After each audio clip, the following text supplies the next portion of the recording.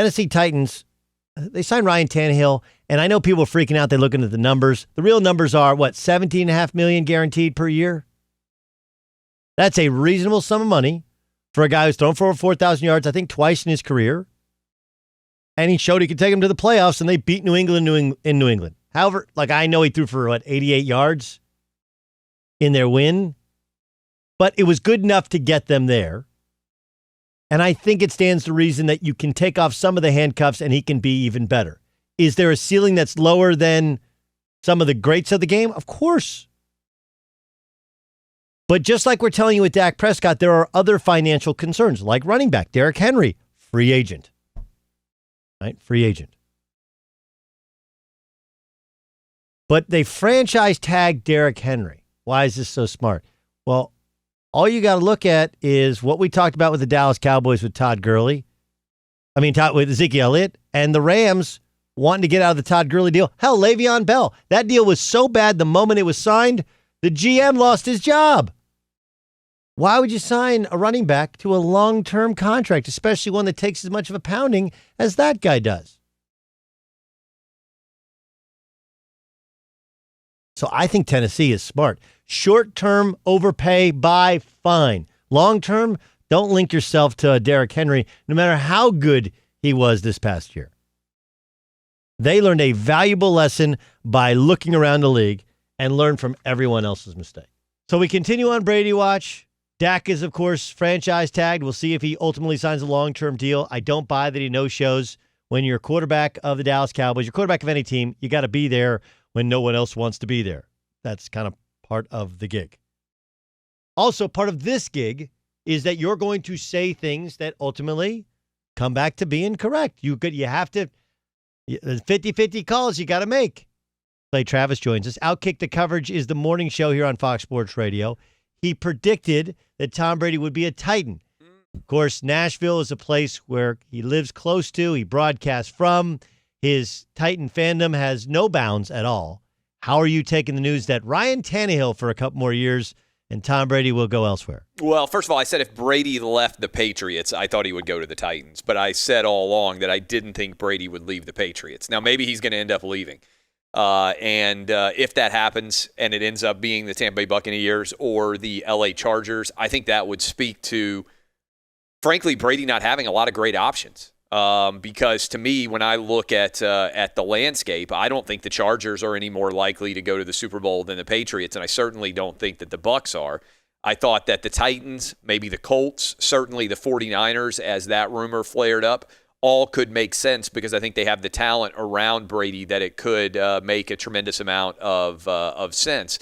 But I think maybe there wasn't as much interest in Brady as he had hoped. Maybe the Patriots aren't even that interested in keeping Brady either. I think if he ends up in a place like the Chargers or the Bucs, that'll kind of be indicative of the fact that the Patriots didn't really want to keep him either, which would be the biggest surprise of all to me. Yeah, it'd be interesting. I mean, like the Chargers thing would make sense in terms of trying to build his brand. That the Chargers want. But see, I don't buy in. I understand that argument, but I don't buy that there's anybody that doesn't know Tom Brady and have a strong opinion of him already. So this idea that suddenly his brand at 42 or 43 is going to be different than it already is. The NFL is a little bit different than the NBA to me. You're the brand, and if you're great, the brand finds you. Like Kansas City. Kansas City and Patrick Mahomes are not like, it's not like people are like, oh, I'm going to go to Kansas City and become a superstar. And Mahomes is going to make more money and be the most marketable athlete in the entirety of the NFL, it looks like, for the next decade. And even when Peyton Manning was in Indianapolis, it's not like people are like, oh my God, if only I was in Indianapolis, I could finally make it. I don't buy into Brady. I think the audience is going to follow Brady wherever he goes. Sure. I don't think he gains much by the city. Well, okay, there's a couple different things. There's a lot to unpack there. Okay, first, there's just the idea of, like, look, stars want to live in L.A. They do. They want to live around other stars.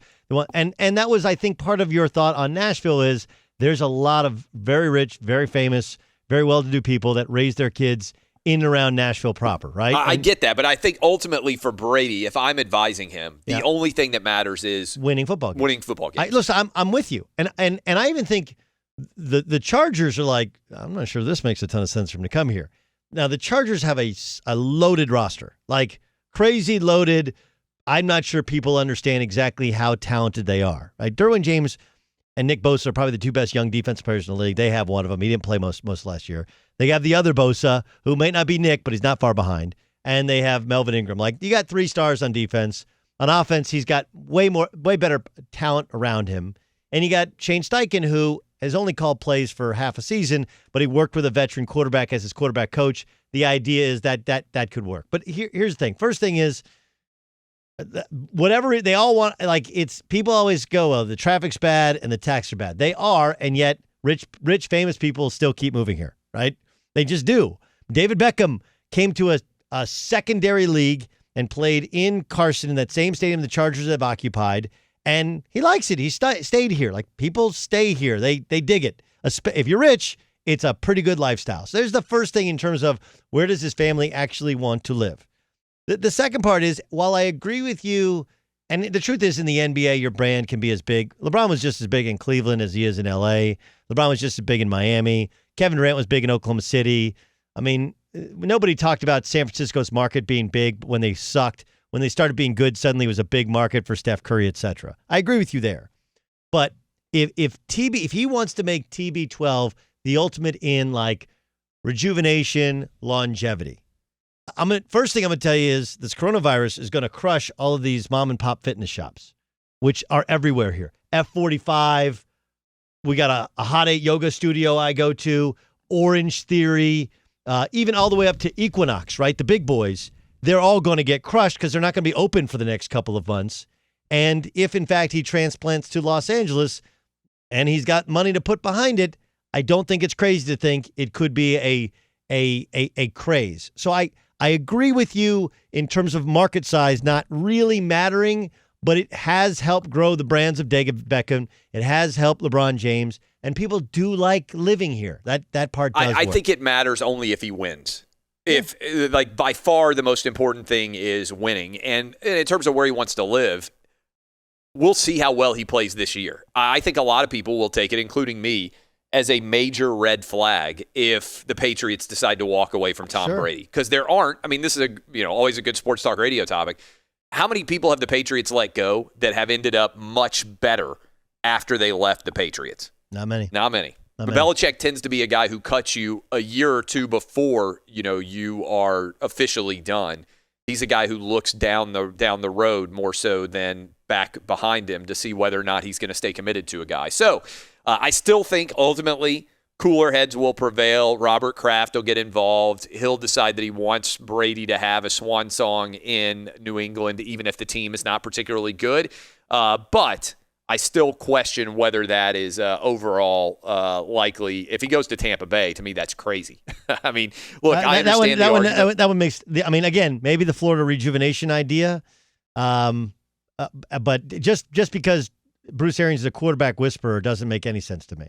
Yeah, look, I'm with you. I mean, I think it would be. I think it would be wild. Not to mention, you're in the same division then with Matt Ryan, who maybe the Falcons are going to have a bounce back, but they've been decent over the last 5 or 6 years, notwithstanding what happened last year in particular, and the Saints. I mean, who are have a it's funny we talk about the Drew Brees being old, but he's a couple of years younger than Tom Brady, and he's got a much better team that obviously he's been playing for a long time. So, look, I love the fact that the NFL free agency is ongoing. Me too. I think there's a lot of people out there who are excited to have a distraction and just to have sports to talk about. And by the way, I watched the White House press conference today.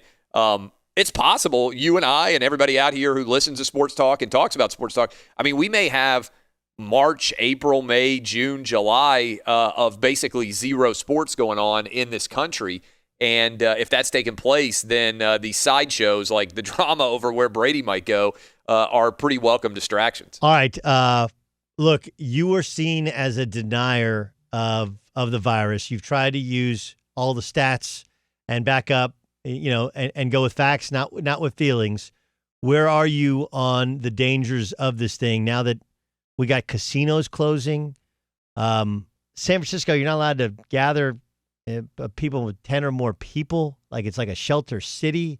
Like we're going on complete lockdown. Couple of things. I'm not a denier. I am just a realist. Like I want to look at the actual data and facts and recognize, and this is where people get mad. I'm a history guy. So if you look at history, there have been pandemics globally throughout history which are infinitely more dangerous and which humanity has survived than the coronavirus. And so I think if you look at the data points out there, what South Korea did and what China did was effectively stop the transmission of the coronavirus in their countries. Now, they've had to be draconian in the way that they have undertaken action. But the way that I have been talking to people is people want to share all these charts. And it's like, oh, this exponential growth happens and then it's unstoppable. And I'm saying, that those aren't accurate charts because people's behavior changes as the risk increases, right? So that's the number one. But it hasn't changed. Like, we're being forced changed. Like, look, I'm with you and I understand and keep your thoughts, okay? Because I don't want to kill your role here. But I do want to have a chance to point out, I agree. Look, every country is different. We can't do what China did, right? Like I watched the guy talk about the New York Times. He's like, well, what China does is everywhere you go, they take your temperature. The second your temperature is above normal, they send you to a temperature clinic. Like we can't do that here. We just can't. Like the American Civil Liberties Union would never allow that to happen. What we have that China doesn't have is an incredible amount of wealth. And so, and the ability for people to say, you know what, I can go get enough food to hang out for a couple of weeks, worst case scenario, depending on the city and depending on where the hot spots are and everything else there. But what I have said is I tell people on the radio and people on social media the exact same thing that I tell my kids. And so here is what I called my parents yesterday, right? I think you and I talked on the phone about this as well. If you look at the data for who is dying of the coronavirus in the countries that have had the most substantial outbreaks, it's almost exclusively people over the age of 60. Now, people always on social media are like, this guy's 35 and he's healthy and he's sick. And like, yes, I understand that happens. Those are what's called outliers. By and large, if you look at the overall data path, for instance, in Italy, which has the largest outbreak in the world right now, 97% of all people who are dying are 60 or over. Okay. So what I have said is there's a lot of talk about social distancing and everything else. Really what needs to happen is not social distancing from like 2 5-year-olds or 2 15-year-olds or 2 25-year-olds. It's all of those people need to be kept away from people who are 60 years old and older. So if you're listening to us right now, this is what I called my parents. I said, look, my parents are 75 years old and relatively healthy, right? Like no major underlying health conditions thus far to this point, thankfully. But I said to them, I'm not going to bring my boys. I have a 12, a 9, and a 5-year-old over to visit you for the next several weeks because we don't really know. These kids may be carriers of the coronavirus and spreading it, and it's not manifesting in their, like they don't have fevers, they don't feel sick, but they're going to hug grandma and grandpa, and they're getting grandma and grandpa sick. And the same thing could be true of my wife and me. We may well feel, you can look in the NBA, right? Like Donovan Mitchell didn't feel the least bit sick, and he was carrying the coronavirus and likely able to spread it, and he would have never known he even had it if Rudy Gobert hadn't tested positive and all those NBA players. Same thing with a guy's name who I forget, but played for the Pistons and went out and scored 25 points or something in a game. Not only did he have the coronavirus, he still felt good enough to go out and perform at a high elite level, at the highest level of basketball in the world. So if he's capable of doing that in his 20s, there are a lot of 25-year-olds listening to us right now that may have the coronavirus, feel perfectly great, not even know it, and they go to eat dinner with their grandparents, and they get their grandparents sick on Sunday after church or whatever you're doing, right? So what I think needs to happen, and we're not talking enough about, is social distancing is great, but really it's social distancing from people who are likely to have substantial issues if they contract the coronavirus, and that is by and large people over the age of 60 with underlying health conditions and or people under the age of 60 who have underlying health conditions as well. And I think a lot of people are missing out on the fact that there are asymptomatic, in other words, people without any symptoms at all. And so I told my parents is, we're not going to interact with you. You need to voluntarily self-quarantine, watch movies, hang out in your place. And as this coronavirus runs through the population, we need to keep the people who are most vulnerable from interacting with people who may be ill and not even recognize. Quick question: you live in a obviously an affluent neighborhood, but one with a ton of kids. Have there been kids at your house? Oh, the kids. My kids have been out of school. They are now set to be out of school for They were out for all was my last question. week. I'm talking about, like, do kids come over? Do you let other kids Oh, come yeah. over? We've had kids coming over and playing basketball in our backyard. Yeah. I mean, other 9-year-olds. No, I mean, listen, I run a basketball program. I sent out an email last week like, hey, as of now, we're not going to suspend things. We'll just kind of check things out or whatever. My wife was like, you're crazy. We're not sending our kid to play basketball. I was like, look, our schools were still open until Friday. Yep. You know, it was Friday afternoon. I was like, okay, we sent them to school with 1,200 kids. You know, we're not going to can do like 10 kids in a gym playing basketball. Well, this is one of the that doesn't make sense. Then Saturday and Sunday, like I and we live like on a corner lot, so everybody knows where we are. I got a basketball hoop out in front, got a little skateboard ramp, and I always want to have that house where kids can just stop by. Like, hey, right now we're not supposed to be stopped by, and everybody's like sending their kids to my house. Yeah. Look, I think that goes to the larger challenge, and this is something that I think is we are going to learn a lot from this outbreak, right? And I do think that it's possible if you look at the bubonic plague and you look at the history of things that have killed people in really mass quantities, where hey, instead of it being like in South Korea right now, 0.7% of all people who get this die, which means 99.3% of even the infected are fine in South Korea, for instance. I mean, there have been times where you basically get an illness and it's basically a death sentence, right? Sure. And so I think as you look at this, there are going to be a lot of interesting questions asked about the particulars of disease. And I wonder, honestly, for instance, when you have college kids who are all surrounded by other college kids and by and large they aren't sick, are we creating more danger by taking them away from each other and letting them suddenly interact with grandma and grandpa? Here's another way to think about it. Or there's the I know people are big on this, like all of our use and overuse of hand sanitizer. And if you know anything about bacteria, like it evolves, it changes.